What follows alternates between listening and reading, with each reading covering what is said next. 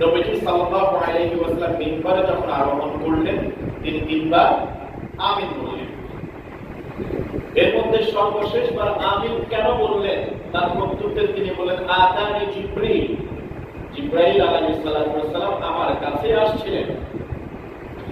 ফাকাল, তিনি বললেন রাদিমা আনফু রাজুলি, ওই ব্যক্তির নাক মলিন হোক, লাঞ্ছিত হোক, ধুলায় ধূসরিত হোক, মলিন হয়ে যাক তার চেহারা।